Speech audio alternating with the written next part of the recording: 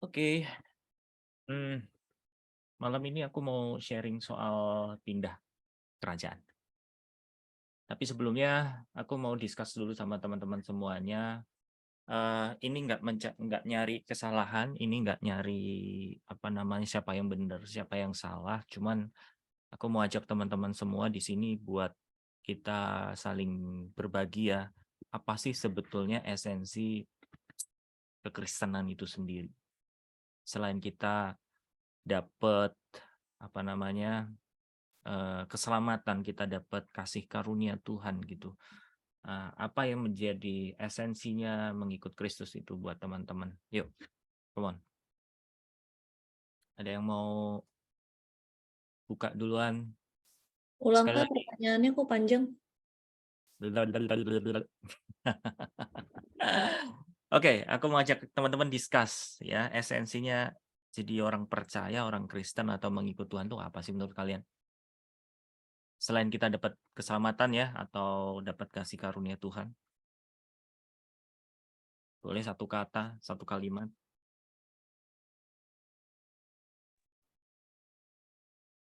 Yuk, mic-nya belum dibuka coy. Daripada aku nunjuk loh. Apa nih?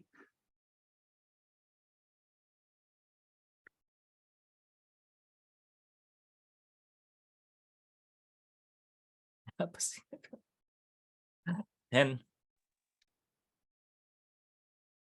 Lain keselamatan sama ini ya tadi ya, ya dapat kasih kasih karunia karunia ya. Tuhan. Betul.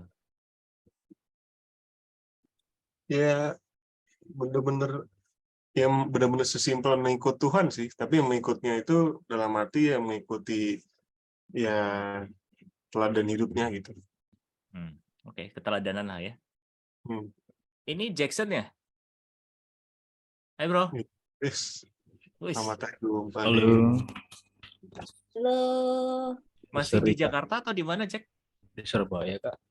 Oh, Surabaya. Wah, jadi arek Surabaya, kon. Udah lagi belajar aja di sini. Oh, lagi belajar. Sekolah apa di sana? Oh, lagi ngambil kursus bahasa Bahasa apa? Jerman. Wow, nice. Ya. Ini siapa ya? Si Kevin. Kevin ini lo udah bisa belum lo, Vin, bahasa Jerman? Guten Morgen. Salah ya? Abon sekarang, Ini Kak. selamat malam, coy.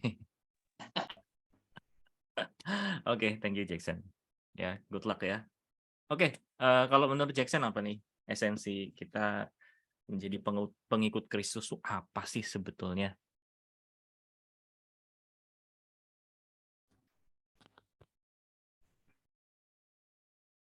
Bukan nyari kesalahan, nggak ada yang salah, nggak ada yang benar. Jawab aja. Apa yang menurut kamu?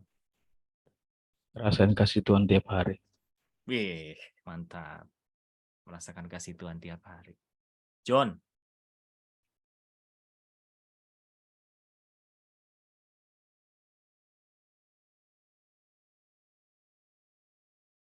Ya, pertanyaannya apa? Sorry banget nih, lagi nggak bisa aktif, maaf. Tapi, pas. oke, pas. Nggak esensi jadi kita mengikut Kristus itu apa gitu loh, selain mendapat kasih karunia Tuhan, menerima keselamatan. Menurut kamu apa? Esensi mengikut Tuhan, memikul salib tiap hari. Mikul salib. Wow. Oke, thank you John. Ada lagi nggak? Olin, kalau kamu nggak jawab besok nggak jadi. Ancamannya gitu banget deh. Kenapa? Ancamannya gitu banget kayaknya. Iya. Jadi besok mau meet up sama Olin ceritanya. Jadi aku sedikit maksa. Lagi di jalan kali kau. Oke. Ya wes. Gini. Atau ada yang lain mungkin kalau ada yang mau ngechat boleh. Ivana deh, IP. Apa P? Terakhir. Sebelum kita tutup dalam doa. Cepet banget kocak. Habis Aduh, pada kenapa di yang terakhir selalu aku sih? Aduh, apa ya? Nggak ngerti kok. menjadi Apa ya? serupa Kristus tuh, Keisha. Nah, tuh udah berarti terakhir guys ya. Agak, belum. Tuh, apa ya? Aduh. Ini kan yang esensi loh guys. Kalian memutuskan untuk mengikut Kristus tuh hari-hari yang kalian kerjain tuh apa? Itu aja sebetulnya yang perlu dijawab. Aku. Hmm. Buat sayang balik ke dia. Buat sayang balik ke dia. Oke. Menderita. Hidupnya sengsara banget, Cop. Nggak ada enak-enaknya gitu. Oke, thank you ya. Semua udah jawab tadi. Ada yang jawab pikul salib setiap hari, menderita, merasakan kasih Tuhan setiap hari, balik sayang sama Tuhan, keserupaan, keteladanan. Itu semua benar. Semua benar. Ya. Tapi kalau yang aku maksudin gini ya teman-teman. Keselamatan itu kan ada 3 ya. Keselamatan roh, keselamatan jiwa, dan keselamatan tubuh. Ini yang di JGF kemarin dibahas sama Billy. Keselamatan roh itu apa? Keselamatan roh itu saat kita terima Yesus atau lahir kembali gitu. Nah, saat itu kita itu secara roh terselamatkan. Ya, karena apa?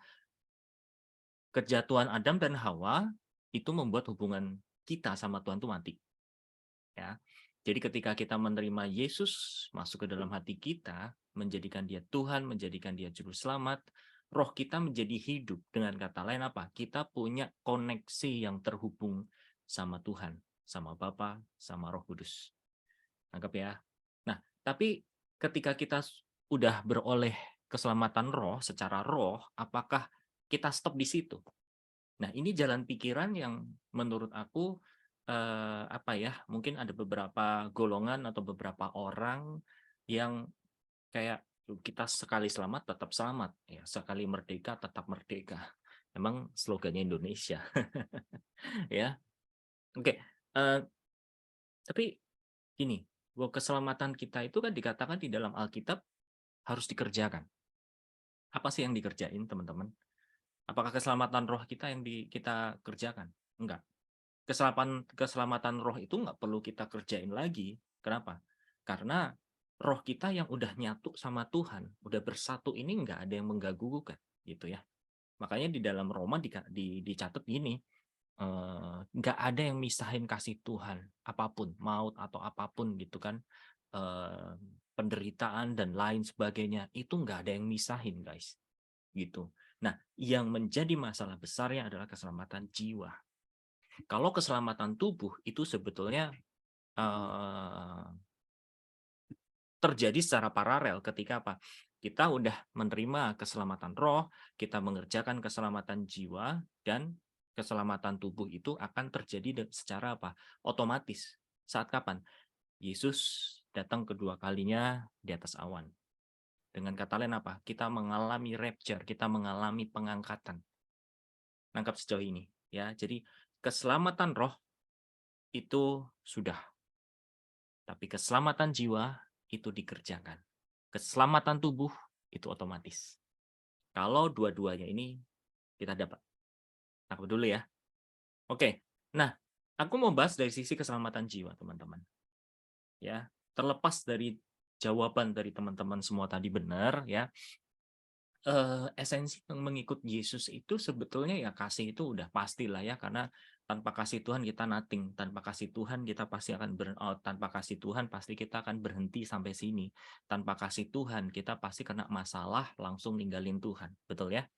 Tapi yang menjadi hal pekerjaan rumah kita semua teman-teman, esensi mengikut Yesus itu adalah apa? Pembaharuan pikiran, gitu. Ya Pak ya? Coba. Dalam satu hari, pikiran yang liar, yang bukan datangnya dari Tuhan, kalian bisa hitung nggak? Satu hari. Nggak usah satu hari, 1 jam. Selama 1 jam. Kalian bisa ngitung nggak? Cannot. Karena apa? Pikiran itu medan pertempuran, teman-teman. Ya. Makanya Roma 12 ayat 1 sama 2 itu kan dicatat ya. Maka kita harus persembahkan tubuh kita menjadi persembahan yang hidup dan kita mengalami satu pembaharuan supaya kita dapat mengenal kehendak Tuhan, apa yang baik, berkenan, dan sempurna. Nah, pengenalan akan Tuhan itu nggak bisa kita pakai pikiran seutuhnya, teman-teman. Ya, karena pasti kalau pakai pikiran kita mentok, betul nggak? Yang masuk akal kita bisa terima, yang nggak masuk akal kita selalu akan kritis. Itu memang kerjaan pikiran kita, teman-teman. Makanya malam hari ini aku mau share judulnya tentang pindah kerajaan. Ya, oke. Ini mungkin beberapa teman-teman kemarin ngikutin di Reva Fellowship, tapi aku belum yakin kalian ngikutin benar-benar atau sekedar hadir. Kita baca di Yohanes pasal 3, teman-teman.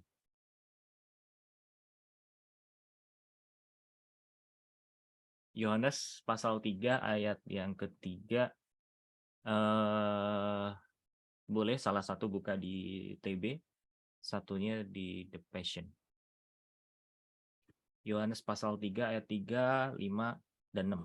Ya, sebetulnya kalau mau fair kita harusnya baca semuanya ya, satu pasal itu pasal 3, tapi aku izin loncat di 3, 5, sama 6. Silakan yang bisa buka mic tolong baca.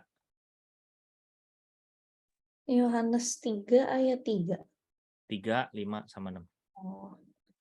Yohanes 3 ayat 3, Yesus menjawab katanya, Aku berkata kepadamu, sesungguhnya jika seorang tidak dilahirkan kembali, ia tidak dapat melihat kerajaan Allah.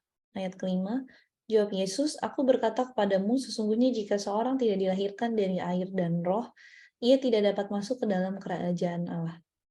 Apa yang dilahirkan dari daging adalah daging, dan apa yang dilahirkan dari roh adalah roh. Oke, thank you, Chop. Sorry. Nah, ini versi TPT-nya.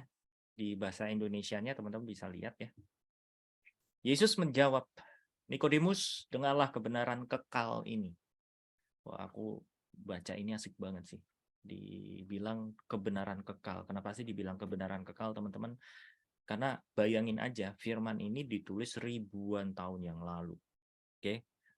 Kalau ditulis ribuan tahun yang lalu, artinya udah ngalamin beberapa fase generasi, fase musim dari dekade demi dekade dan lain sebagainya gitu ya. Jadi ini firman itu nggak berubah dari dulu, sekarang sampai nanti anak cucu kita itu nggak berubah. Makanya dibilang kebenaran kekal karena datangnya dari mana? Kekekalan. Ya, salah satu bukti kekekalan apa? Di kitab Wahyu jelas, itu adalah kitab yang memang diwahyukan. Artinya apa? Kitab yang belum terjadi, kitab yang akan terjadi. Anggap ya.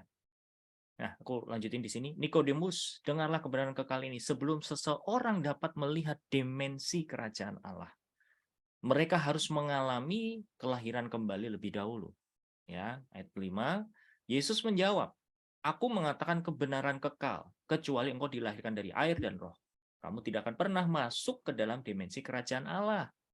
6. Karena alam jasmani hanya dapat melahirkan hal-hal yang jasmani, tetapi alam roh melahirkan kehidupan supranatural. Ya, teman-teman, aku ajak ngeroh dikit ya.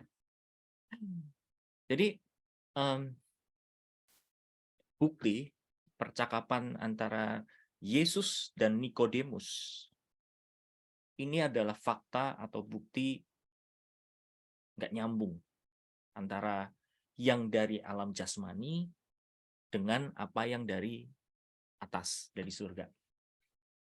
Yang Yesus maksudkan, kamu kalau mau ngelihat dimensi kerajaan Allah, ya dimensi kerajaan Allah itu dibahasan kayak kamu mengenal alam semestanya kerajaan surga gitu loh teman-teman. Ya. Jadi yang begitu luas, yang begitu panjang, lebar, tinggi kayak gitu. Nah, kamu harus dilahirkan kembali. Nikodemus sebagai seorang yang lahiriah, logik banget, otaknya kira-kira imajinasinya apa? Balik ke rahim orang tuanya, rahim ke ibunya. Kan nggak masuk akal gitu kan. Padahal Yesus bilang nggak gitu. Yang dimaksudin sama Tuhan itu kamu harus dilahirkan baru melalui apa? Air dan roh. air itu adalah saat kita mengalami baptisan. Karena arti dari baptisan itu bahasanya adalah baptism. Dengan kata lain apa? Artinya ditenggelamkan. Nah, gambar baptisan ini kan sebenarnya kita bisa lihat dari Perjanjian Lama saat kapal Bahtera Nuh, ya teman-teman, yang bumi direndam penuh dengan air bah sampai bulan-bulan, ya. Akhirnya apa? Yang tidak diizinin sama Tuhan mati semuanya. Yang diizinin Tuhan hidup. Nah, saat Yesus dia dibaptis sama Yohanes Pembaptis di Sungai Yordan, itu juga mengalami ya baptisan di mana ditenggelamkan. Nah, ketika kita mengalami baptisan, teman-teman, sebetulnya itu adalah simbolis kalau kita itu manusia lama udah mati, gitu loh. Simbolis ya. Jadi gini, kalau dibilang simbolis berarti ada faktanya atau formalitasnya apa, gitu kan? Ini yang perlu kita kerjain. Simbolisnya udah nih, bahwa dah aku bunuh kamu di dalam nama Bapa, Putra, dan Roh Kudus. Ya, baptisan kan sebenarnya gitu artinya. Jadi ditenggelamkan itu artinya apa? Dibunuh manusia lama kita dan memohonkan hati nurani yang baru dari Tuhan. Itu di Petrus ada ditulis. Supaya apa? Kita bangkit menjadi ciptaan baru, manusia baru. Tapi kan pada kenyataannya teman-teman, pikiran kita saat udah lahir baru itu masih aja keserang-serang, bener nggak? Masih ngerasa diri kita korban, masih ngerasa diri kita nggak layak, masih ngerasa diri kita itu eksis bahwa ini loh aku orang yang kayak gini, aku tuh orangnya kayak gitu. Coba. Kalau dipikir-pikir kita itu udah lahir baru berapa tahun? Harusnya mati saat apa? Kita dibaptis. Tapi kenyataannya teman-teman, sering pikiran kita itu masih eksis sampai hari ini. Even though kita udah menerima baptisan itu, even though kita udah menyatakan bahwa kita sudah mati, yang hidup adalah Yesus, Yesus yang terlebih besar di dalam diri kita. Tapi no, kenyataannya hari-hari kita sometimes atau bahkan mayoritas kita masih keganggu sama pikiran kita. Setiap kali ada trigger pikiran-pikiran yang merasa kamu nggak layak, kamu begini, kamu begitu. Kita masih terima loh. Coba renungin. Kalau ngerasa kita mati, teman-teman, kita harus apa? Lawan pikiran-pikiran itu. Jadi ini penting sih, menurut aku. Sangat penting. Karena kehidupan kekristenan yang tadi aku bilang, kata kuncinya apa? Renew. Pembaharuan pikiran. Change your mind.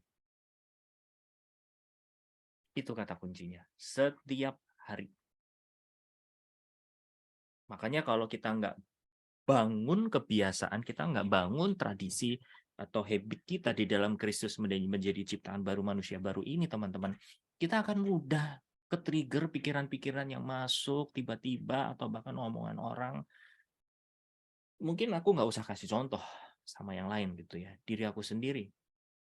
Nggak usah jauh-jauh. Kemarin waktu aku habis ngisi Reva Ministry, Reva Fellowship gitu ya. Ada nggak pikiran-pikiran, itu bener nggak ya? Secara apa? Menurut aku pribadi, teman-teman, itu adalah tempat yang baru, tempat yang asing buat aku. Aku nggak kenal mereka semuanya. Dan mereka juga punya ekspektasinya tentu tinggi-tinggi. Lo kalau nggak percaya, lihat YouTube-nya pembicaranya siapa-siapa.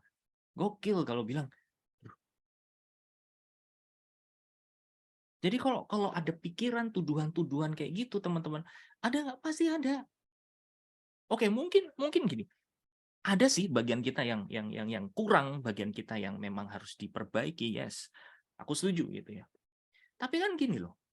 Bukan berarti pikiran dan perasaan yang menuduh kita, pikiran yang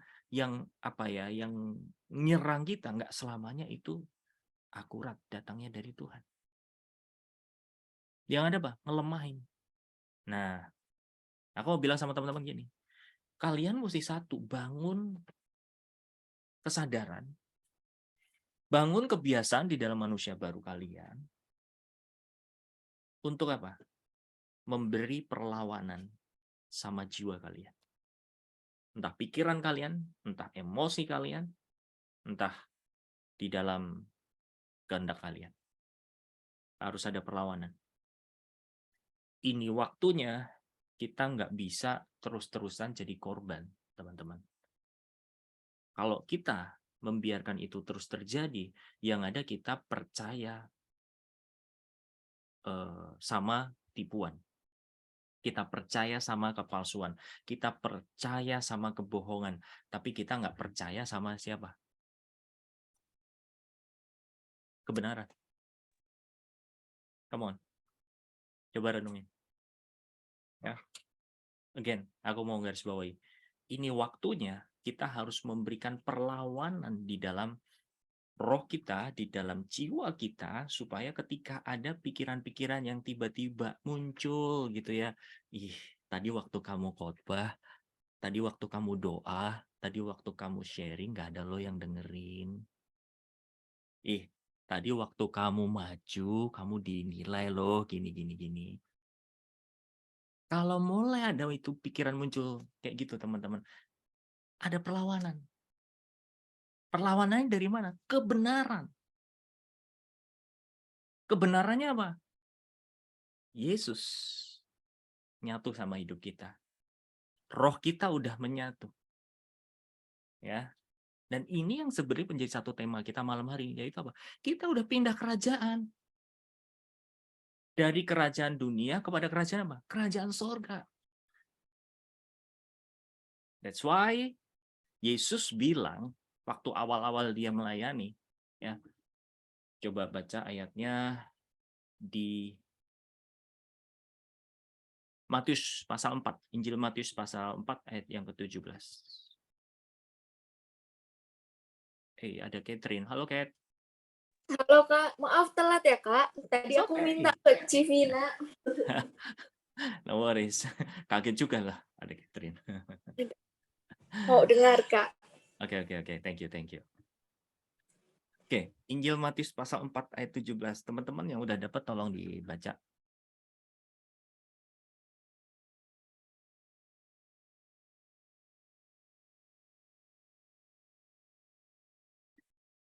Yuhu.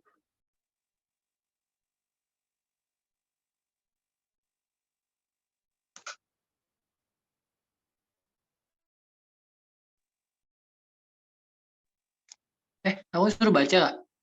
Hah? Iya, yang udah ketemu baca. Oke.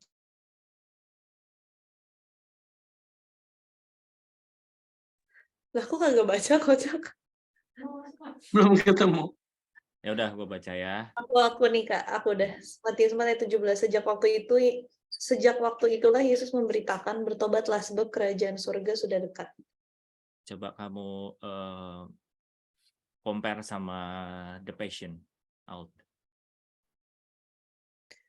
From that time on, Jesus began to proclaim his message with these words: keep turning away from your sins and come back to God, for heaven's kingdom realm is now accessible. Wow. Keren.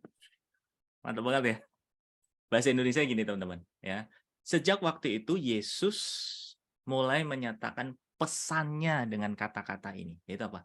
Berpalinglah dari dosa-dosamu dan kembalilah kepada Allah karena kerajaan surga sekarang sudah digapai. Oke, gue share screen biar kalian bisa baca. Nah, baca ya. Sejak waktu itu Yesus, perhatian sini, berpalinglah dari dosa-dosamu dan kembalilah kepada Allah karena kerajaan surga sekarang dapat digapai. Nah, aku mau ngajak teman-teman renung. Ya. Esensi dari kita ngikut Yesus setiap hari itu apa? Ini loh. Berpaling dari dosa-dosa kita dan kembali kepada Allah. Tujuannya apa? Yang tadi aku bilang. Yohanes 3 ayat ke 5 atau 6 ya. Nah, ini. 5. Aku mengatakan kebenaran kekal, kecuali engkau dilahirkan dari air dan roh, kamu tidak akan pernah masuk dalam dimensi kerajaan Allah. Karena alam jasmani hanya dapat melahirkan hal-hal yang jasmani, tetapi alam roh melahirkan kehidupan supranatural. Ya, jadi ketika kita mengalami kelahiran baru, sebetulnya cara yang tepat satu-satunya jalan adalah apa? Change your mind. Dengan kata lain apa? Pindah kerajaan. Nangkep ya teman-teman ya. Oke, kita baca Roma 12 ayat 2 ya. Aku ambil dari The Passion juga. Ini menarik banget, menarik banget. Aku tuh sampai baca ayat ini geleng-geleng gitu ya. Bukan berarti aku nggak nganggep yang TB-nya ya. TB-nya juga bagus, udah bagus. Tapi ini kayak ngelengkapin lagi gitu ya. Dicatat gini, The Passion. Berhentilah meniru apa yang menjadi ideal dan opini dari budaya di sekelilingmu. Berhenti sini dulu dah.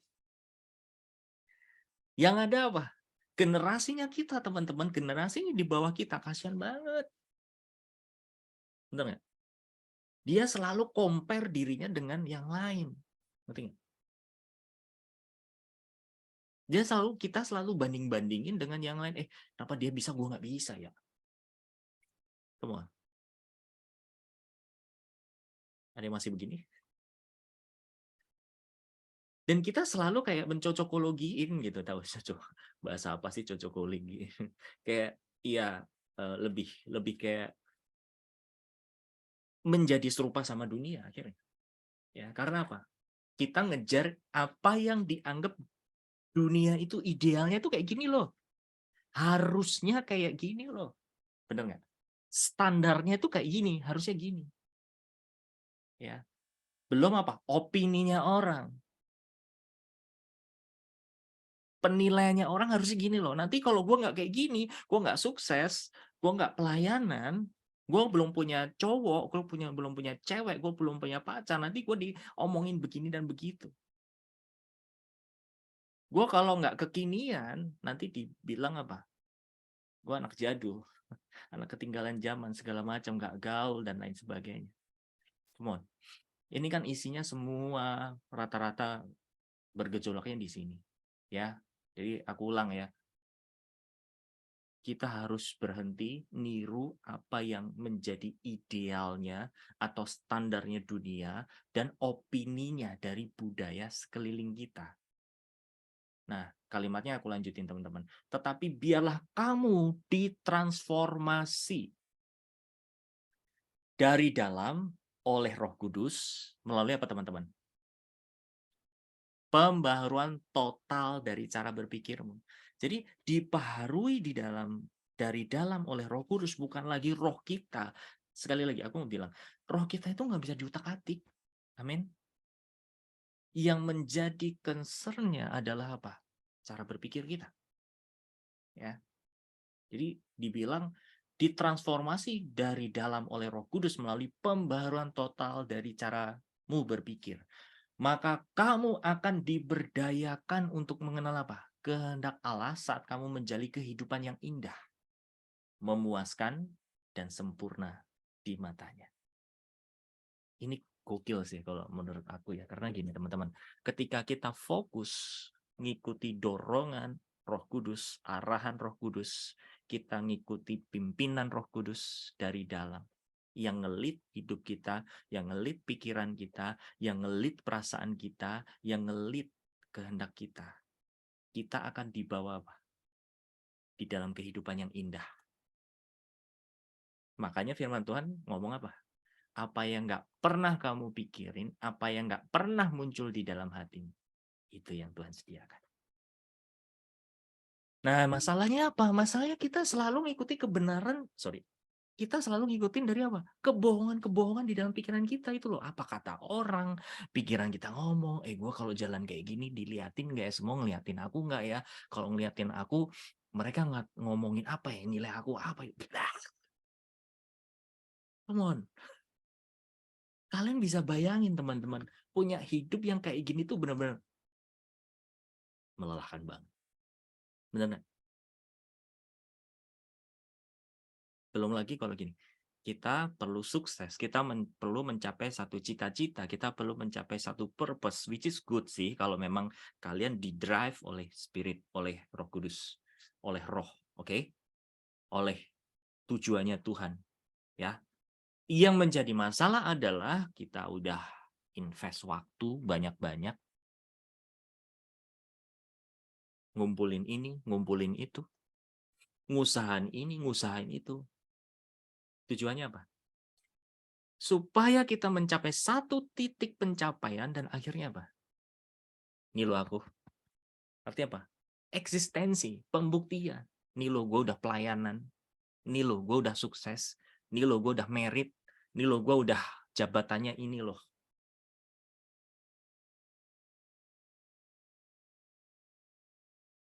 Coba kalian ambil waktu ya, satu saat atau lagi saat teduh, renungin.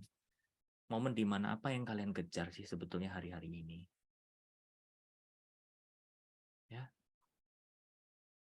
Kalau kita nggak punya mindset untuk dirubah dari dalam, teman-teman, come on.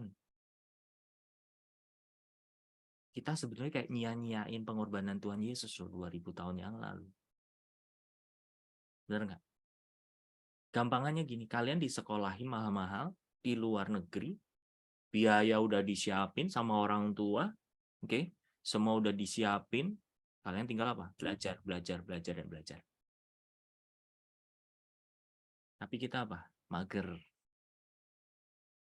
Kita salah bergaul, dan lain sebagainya, dan lain sebagainya. Alhasil apa, teman-teman? Kasihan orang tua kita yang udah banyak invest duit, invest materi, bahkan invest keringat yang udah berjibaku untuk nabung supaya kita bisa sekolah tinggi-tinggi, tapi apa? Sia-sia. Apa bedanya kalau kita menjadi pengikut Yesus hari ini nggak mau ngelawan kebohongan-kebohongan iblis itu tadi?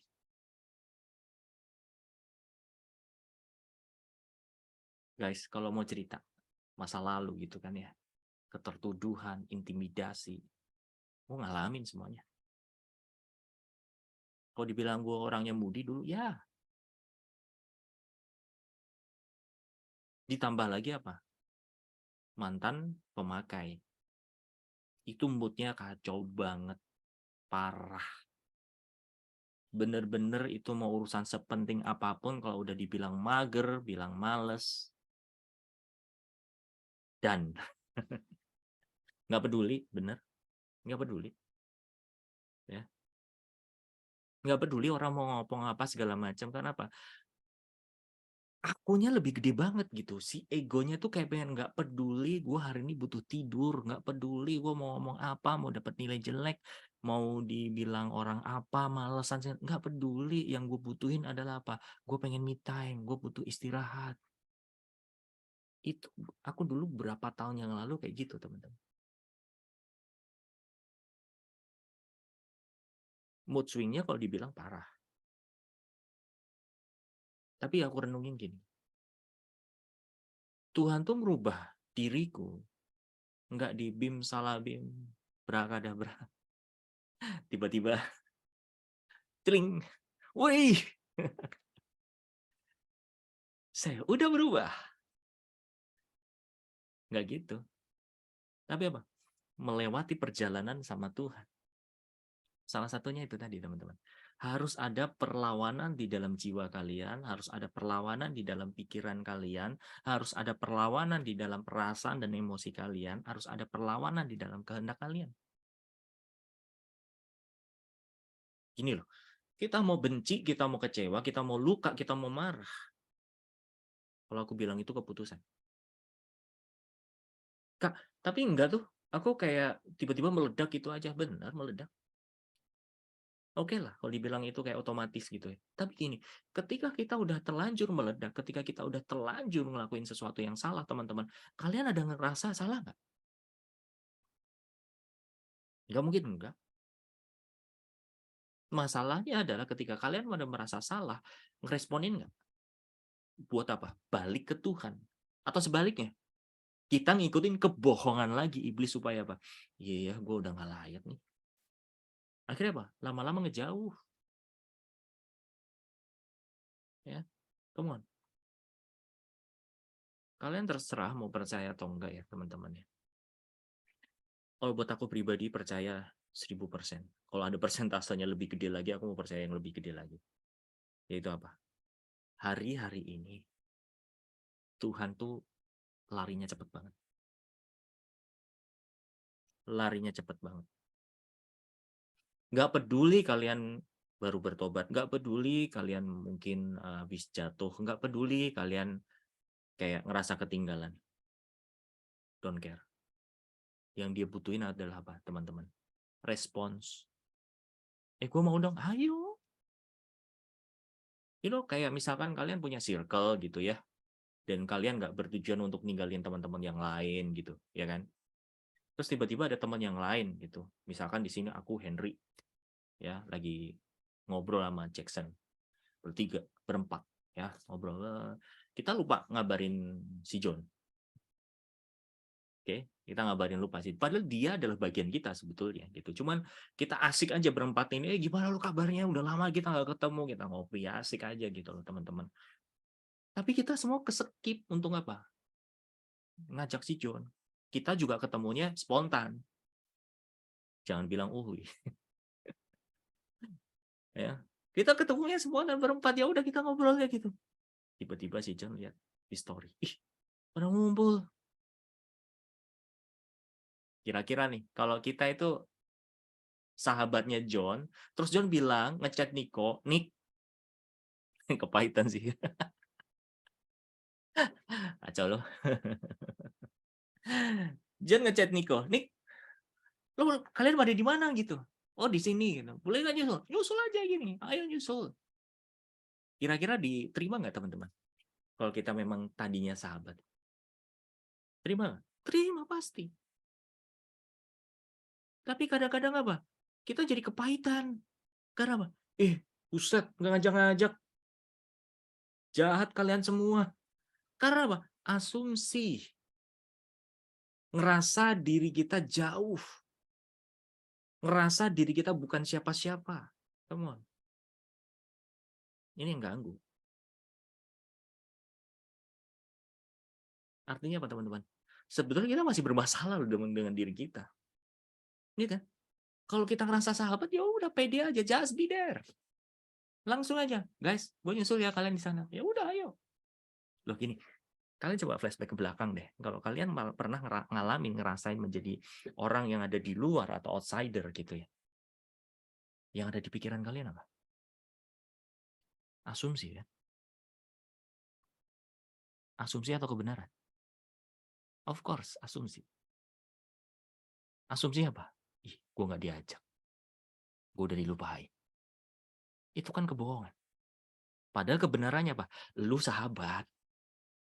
Kalau lu ngerasa sahabat, datang aja. Pede aja. Nah, ini penyakit ini tuh lagi banyak merambah ke semua generasi, mau aku bilang. Mau generasi di atas kita, generasi kalian, generasi di bawah kalian. Beneran. Tadi jalan baru ngobrol sama John waktu ke Bogor ya. Ceritain orang lagi mood swing yang tiba-tiba ngilang gitu. Gue tuh cuma geleng-geleng. Udah gak masuk otak deh. Sorry teman-teman, sorry. Bukan aku ngejelekin apa nggak suka atau segala macam ya, tapi lebih ke gini loh. Mungkin kalau kalian masih struggle di sini, aku mau disclaimer dulu, aku minta maaf, oke? Tapi aku mau bilang kebenarannya gini teman-teman. Orang yang mood swing dan merasa dirinya nggak layak, dia jatuh, terus dia nggak ngapa-ngapain. Come on, ini yang buat aku nggak masuk akal. Kayak, what? Murah banget hidup lu. Yesus itu udah bayar mahal. Terus lo nggak hargai darah itu. Lo milih untuk ngelus-ngelus luka lo milih untuk ngelus-ngelus apa? Kejatuhan lo. Come on. Ini kan bukan kebenaran, teman-teman.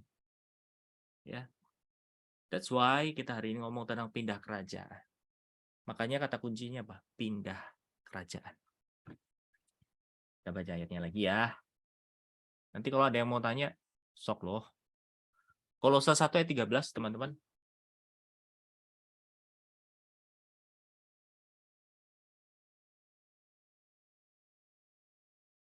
Yang udah ketemu boleh buka mic, tolong bacain.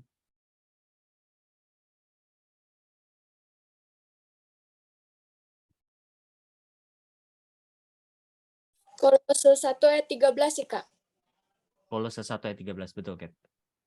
Ia telah melepaskan kita dari kuasa kegelapan dan memindahkan kita ke dalam kerajaan anaknya yang kekasih. Amin. Thank you, Kat. Ya. Ya, Ia telah melepaskan kita dari kuasa kegelapan dan memindahkan kita ke dalam kerajaan anaknya, yaitu ianya siapa? Bapak Surgawi. Bapak Surgawi mindahin kita dari kuasa kegelapan ke dalam kerajaan Yesus, kerajaan anaknya. Ini yang harus kalian pahami, teman-teman. Pindah daerah. Ya, karena di dalam Injil Yohanes pasal yang kelima ayat 24, Vina tolong bacain, Vin. Oke, gue share screen deh biar kalian pada nggak ribet. Dah nih, yang ini Vin, yang atas Vin. Yohanes 5 ayat 24, Aku berkata kepadamu, sesungguhnya barang siapa mendengar perkataanku dan percaya kepada dia yang mengutus aku, ia mempunyai hidup yang kekal dan tidak turut dihukum, sebab ia sudah pindah dari dalam maut ke dalam hidup. Oke, thank you Vin. Ini mungkin cerita yang klise ya teman-teman ya. Tapi gini, ini menjadi apa ya, analogi yang real sebetulnya. Kayak kita ini tinggal di Indonesia, ya mungkin 2 hari, 3 hari atau seminggu lagi kalian mau ke US. Kalau tadi Jackson lagi belajar bahasa Jerman gitu ya, mungkin nggak tahu imannya Jackson apa. Kalau kamu beriman ke Jerman, hidup di sana, pertanyaannya adalah satu. Mau bawa budaya, mau bawa tradisi, mau bawa peraturan Indonesia nggak ke sana? Susah. Susah. Yang aku maksudin di sini adalah aturan main ya. Bukan soal masalah nilai kehidupan kita. Kalau value hidup kita jangan pernah dirubah.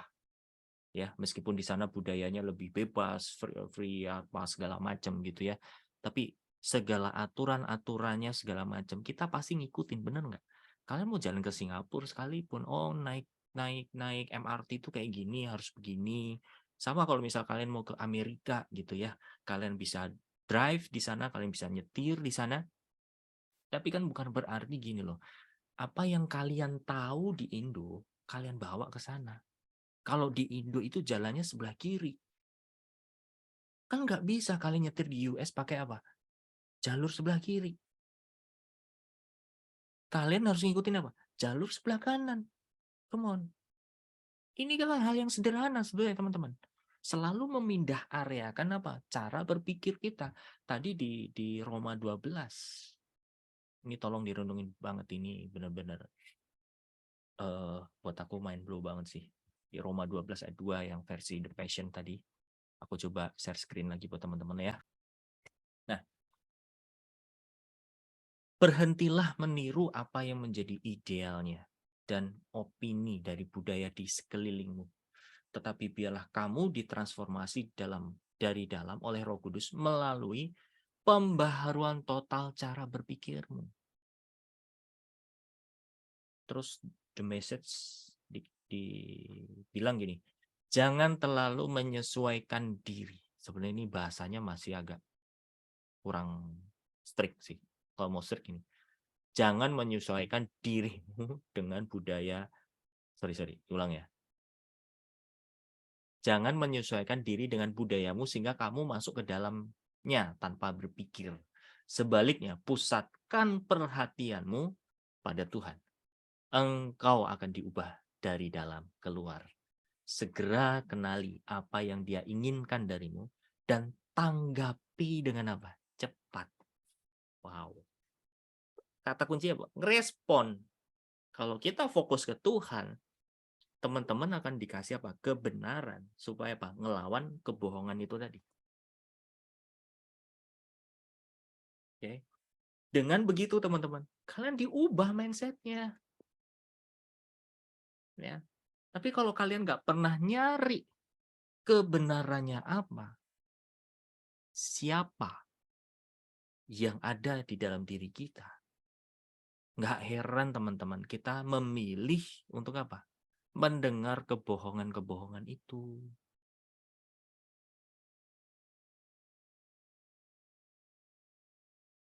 Manusia itu gampang terjebak sama kebiasaan. Bener nggak? Coba kalian cari satu aja kebiasaan yang buruk yang mungkin sampai hari itu masih ada. Gara-garanya apa coba? Pembiaran. Benar nggak? Nggak ada daya juang. Nggak ada tekad kuat untuk apa? Ngerubah. Nggak mau bayar harga. Ya, jadi ini yang membuat akhirnya apa? Itu menjadi habitnya kita, teman-teman. Nah, apa bedanya kita nggak pernah nyari kebenaran dari sang pemberi kebenaran, tapi lebih memilih kebohongannya? Ya, sama kan? Akhirnya apa? Kebohongan itu akan menjadi kebenaran tanda petik buat kita yang kita hidupi. Bukan kebenaran yang real dari Tuhan yang harusnya apa? Menjadi realitanya kita. Sakit nggak? Sakit. Tadi kan John bilang, pikul salib setiap hari ya John. Termasuk apa? Kalian ngerobek perasaan kalian. Kalian ngerobek emosi kalian. Kalian ngerobek apa ya? Kebiasaan-kebiasaan kebohongan itu, ubah. Kalian milih kebenaran. Ketika kalian mengubah dari kebohongan kepada kebenaran, luka nggak? Luka. Sakit nggak? Sakit. Aduh, gini banget ya rasanya. Nggak apa-apa. Kalau aku bisa, bukan berarti aku mau standarisasi ke kalian ya. Tapi Tuhan yang sama kebetulan nih, mohon maaf, dia bisa ngelit kita. Dia bisa mimpin kita. Mimpin gua. Untuk apa? Belum sempurna, tapi at least bisa ngalahin itu tadi. Tangkap ya teman-teman ya.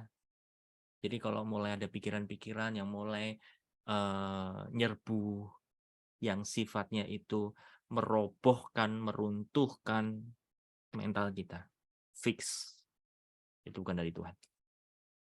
Aku mau ulangi. Sesuatu yang muncul di dalam pikiran kalian, sesuatu yang muncul di dalam perasaan kalian yang sifatnya ngerubuhin mental kalian, ngerubuhin identitas kalian, fix, itu bukan dari Tuhan. Kak, emang Tuhan nggak bisa ngomong tegas, nggak bisa ngomong keras buat mendidik kita? Bisa. Tapi aku mau bilang gini, setegas-tegasnya Tuhan, itu dia nggak akan kayak ngerubah identitas kita, teman-teman. Misalnya gini, dasar goblok gitu, sorry ya. Itu merubah identitas kita. Identitas kita bukan orang goblok. Bener nggak? Kalau dia negor ya tegur gitu loh. Tapi di dalam teguran itu kan selalu ada apa? Tetap ada kasihnya. Bener nggak? Yang udah ya udah. Nah, bisa nggak nih teman-teman kita pakai kayak gini?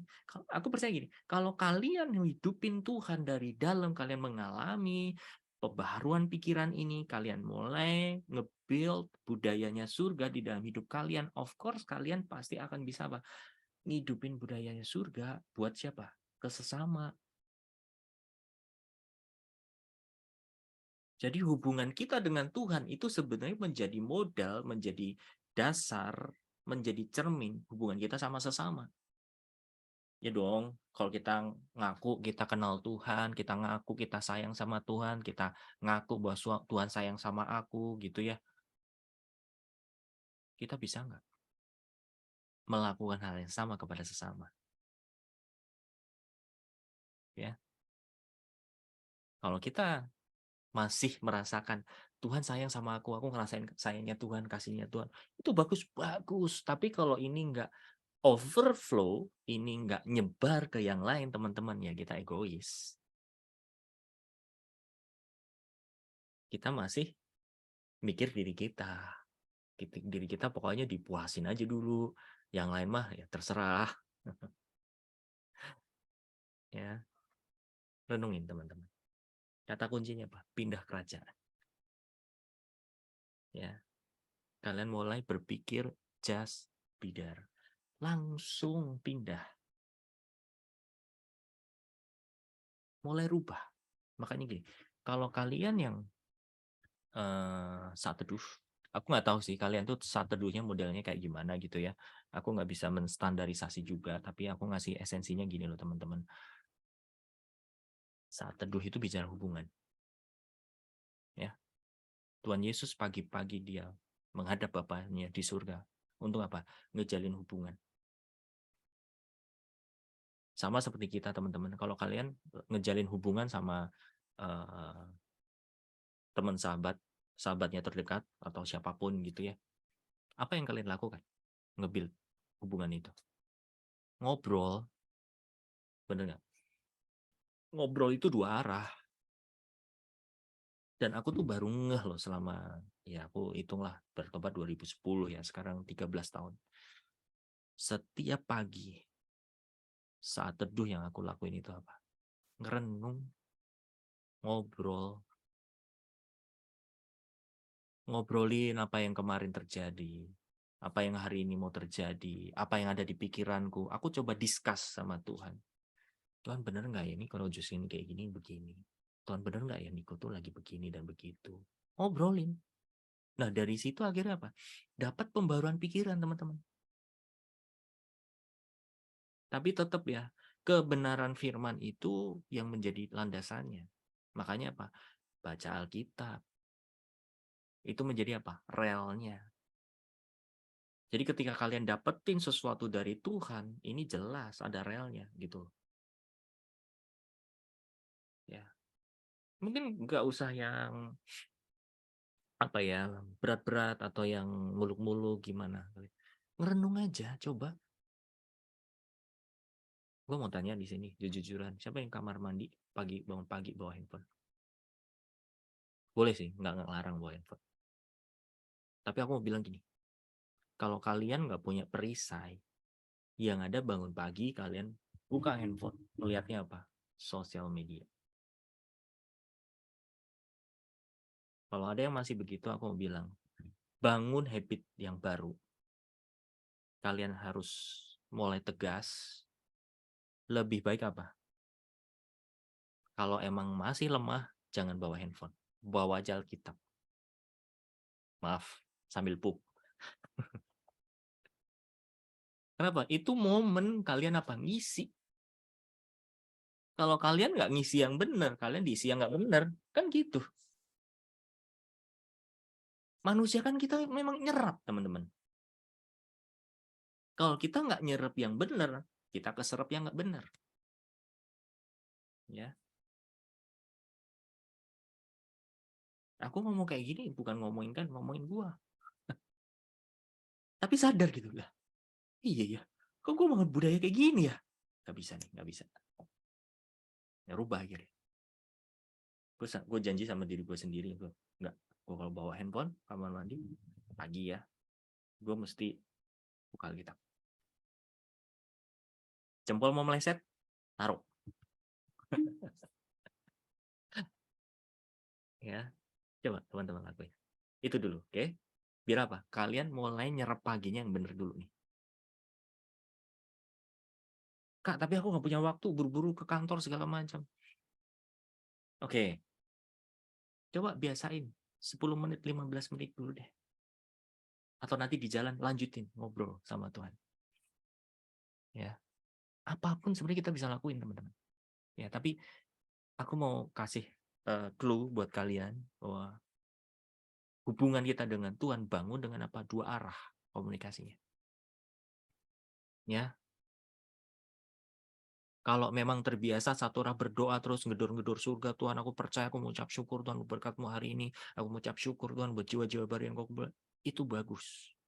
Tapi mulai bangun habit kebiasaan buat apa? Dua arah. Tuhan kemarin aku ngerasain kayak gini, kenapa ya tiba-tiba muncul lagi kayak gitu? Coba dia dapetin hikmat Tuhan. Mulai dengerin kebenarannya. Jangan ngikutin pikiranmu yang terus ngasih kebohongan. Again, aku mau ngomong sama kalian, kalau kita nggak pernah ngasih kebenaran di dalam hidup kita, teman-teman, di dalam pikiran kita, perasaan kita, emosi kita, dalam kehendak kita pasti akan selalu kalah. Contoh gampang. Kalau tiap hari kalian lihat sosial media, isinya iklan semuanya, kalian di jalan lihat baliho-baliho, poster iklan gitu. Coba. Tapi kalian nggak pernah untuk ngasih asupan yang benar, nggak pernah punya membangun ya sesuatu hal yang kuat di dalam diri kalian. Yang terjadi apa? Iklan itu masuk. Itulah kenapa iklan dibuat buat supaya apa? Ganggu keinginan kita. Karena berkali-kali itu. Kalau misalkan nemuin aku, tapi aku pengen mie. Kamu harus lihat apa?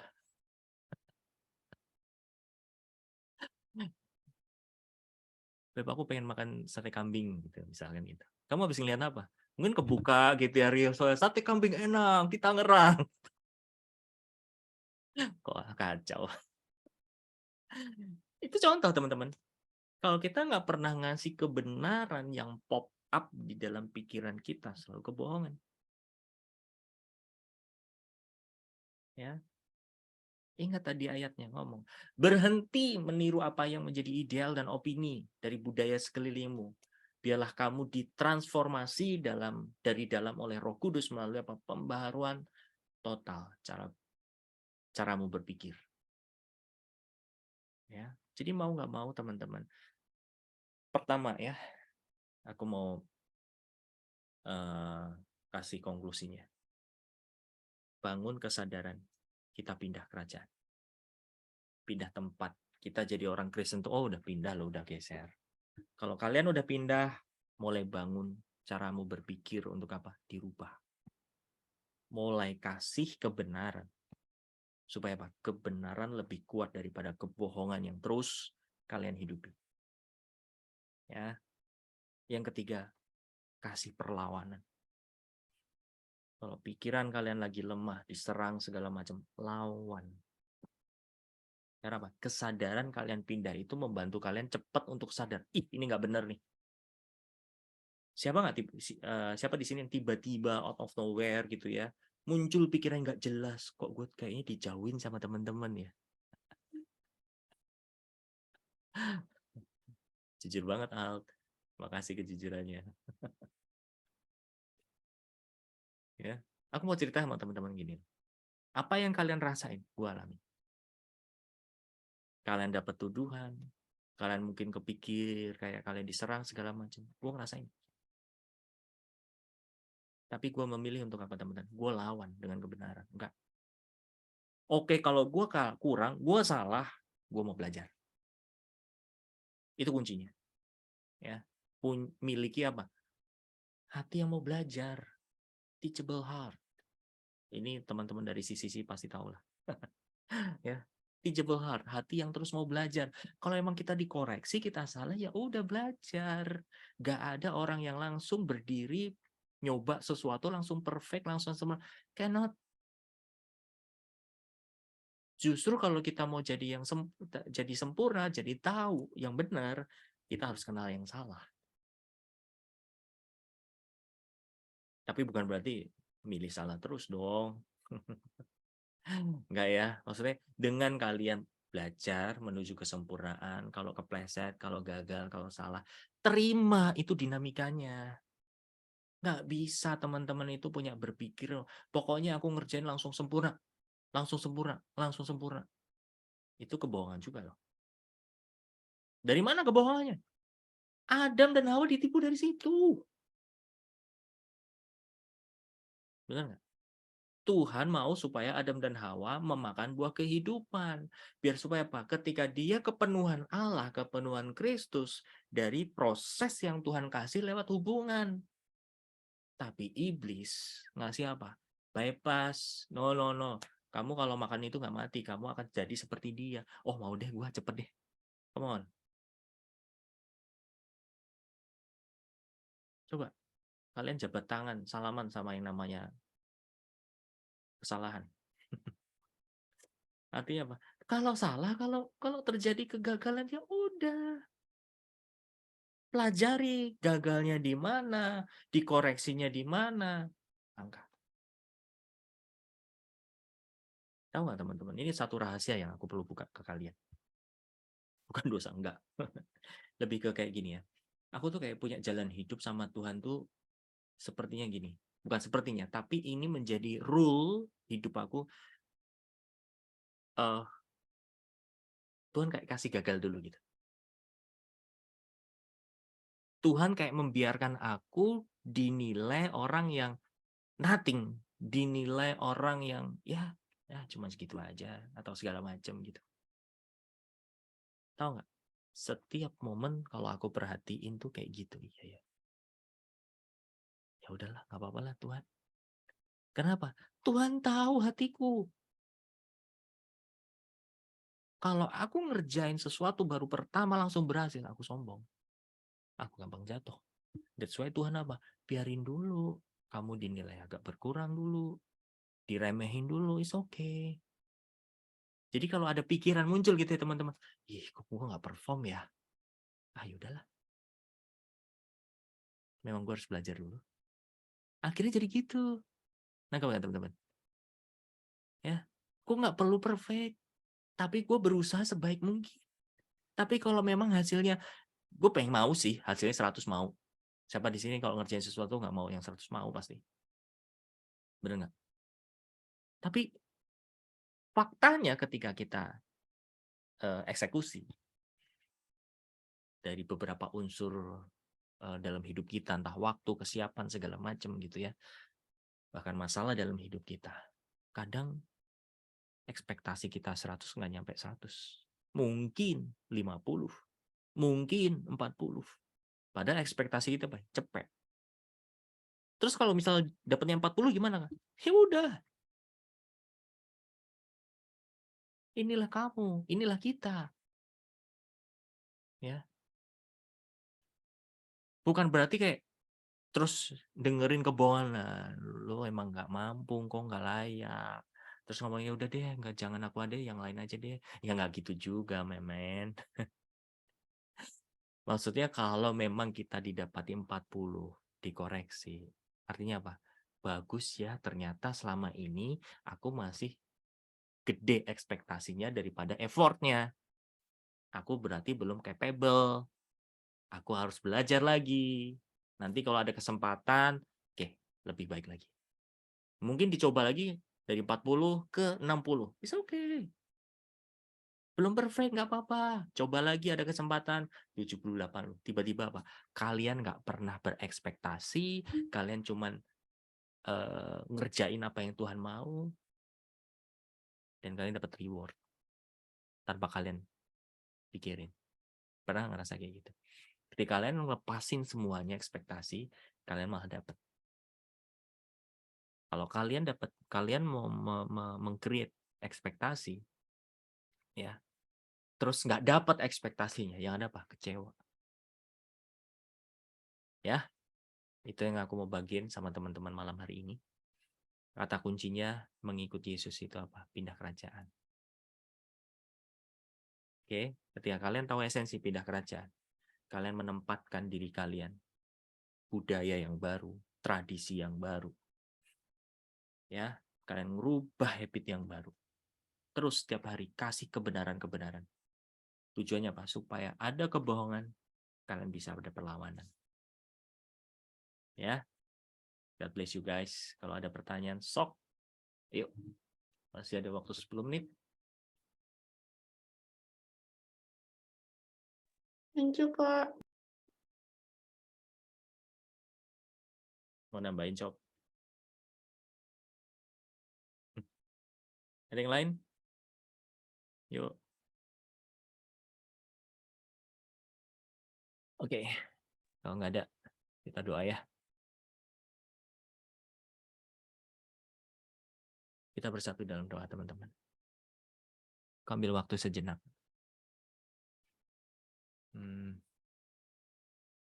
Coba mungkin sebelum kalian tidur nanti, atau besok pagi, atau setelah ini boleh. Coba kalian list kebohongan-kebohongan apa yang sering kalian dapetin.